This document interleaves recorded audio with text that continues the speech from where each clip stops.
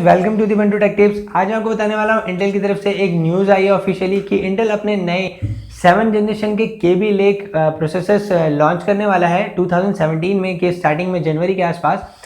दोस्तों अब फिर से इंटेल एक नई टेक्नोलॉजी डिलीवर करने वाला है, फास्ट परफॉर्मेंस। और जो पुराने 6 जनरेशन थे उनका ये एक नेक्स्ट होगा, पर सेम ही लाइनअप है, 14 नैनोमीटर की टेक्नोलॉजी पे बने हैं दोनों के दोनों।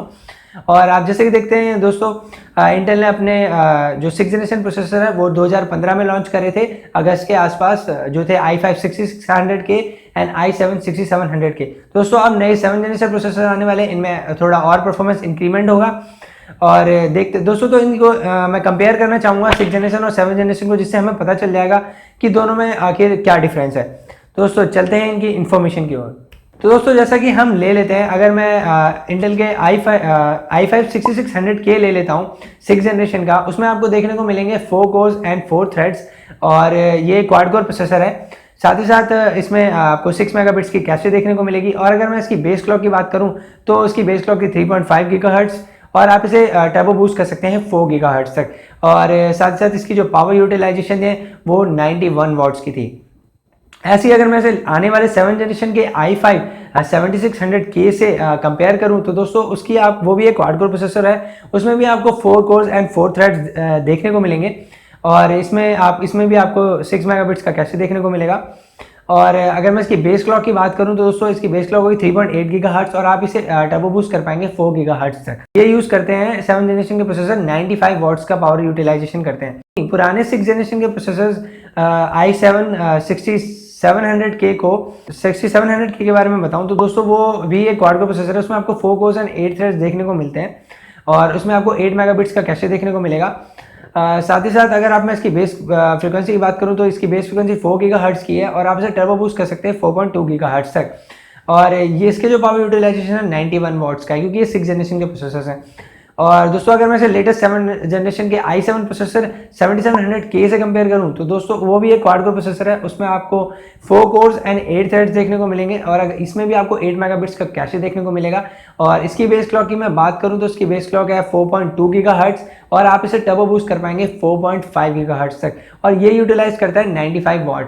तो दोस्तों आपको हालांकि दोनों में ज़्यादा डिफरेंस नज़र नहीं आएगा, सेम इनकी स्पेसिफिकेशंस है, पर दोस्तों हालांकि इनकी जो परफॉर्मेंस है, जो फ्रीक्वेंसी और क्लॉक स्पीड्स है ये बढ़ी हैं थोड़ी, और जो इनकी पावर यूटिलाइजेशन है वो बढ़ी है। अब पुराने 6 जनरेशन 91 वॉट्स इस्तेमाल करते थे, और नए वाले 7 जनरेशन 95 वॉट्स करेंगे। तो दोस्तों हालांकि आपको पता ही है कि अगर हम फ्रीक्वेंसी बढ़ाते हैं और ज़्यादा परफॉर्मेंस लेते हैं तो थोड़ी पावर कंजप्शन भी बढ़ती है, इसी वजह से शायद इस बार पावर यूटिलाइजेशन ज़्यादा है, और आप उसे ओवरक्लॉक करेंगे तो और ज़्यादा उसकी लिमिट्स तक जा पाएंगे। दोस्तों मैं आपको बताना चाहूंगा कि इंटेल ने डेस्कटॉप के प्रोसेसर पर ही खाली फोकस नहीं कर रहा है, वो लैपटॉप के प्रोसेसर पे भी फोकस कर रहा है। इंटेल अपने लैपटॉप के i7 7700U and i5 7500U दोनों वो भी लॉन्च करेगा, हालांकि जल्द ही लॉन्च करेगा दिसंबर के एंड तक। तो दोस्तों और आपको इसमें ये देखने को मिलेगा कि ये जो 7 जनरेशन के प्रोसेसर्स हैं ये लेटेस्ट चिपसेट को सपोर्ट करेंगे।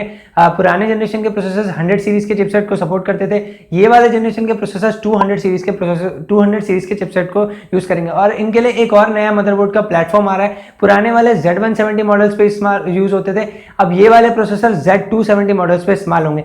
ये मदरबोर्ड में और भी आपको ज्यादा इंक्रीमेंट्स जो अपडेट्स है वो देखने को मिलेंगी। परफॉर्मेंस में आपको latest USB high performance support देखने को मिलेगा, और साथ ही साथ आपको इसमें 3rd generation NVMe and Optane solid state drive की हाई परफॉर्मेंस सपोर्ट भी मिलेगा, और Thunderbolt 3 सपोर्ट भी मिलेगा।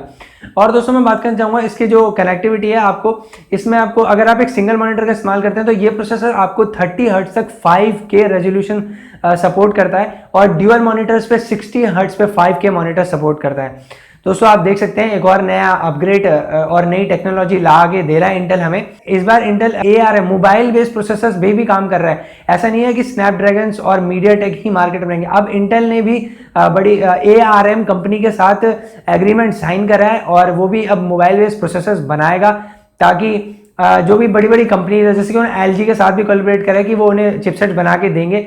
और हालांकि आप देख सकते हैं मार्केट में सिर्फ 2 ही हैं जो प्रोसेसर्स बनाते हैं, स्नैपड्रैगन या मीडियाटेक, और कोई है ही नहीं। तो इस बार इंटेल भी मार्केट में उतर रहा है, तो देखने को मिलेगा कि क्या इंटेल इन दोनों को कम्पीट कर पाएगा स्नैपड्रैगन को या नहीं, या वो परफॉर्मेंस डिलीवर दे पाएगा या नहीं, ये तो आने वाला टाइम ही बताएगा। तो दोस्तों आज के लिए इतना ही। अगर आपको ये वीडियो अच्छी लगी है तो लाइक कीजिए, नहीं अच्छी लगी है तो डिसलाइक कीजिए, और अगर आपने चैनल को अभी तक सब्सक्राइब नहीं करा तो सब्सक्राइब कर लिए। मैं मिलता हूँ आपसे ऐसी किसी अगली वीडियो में।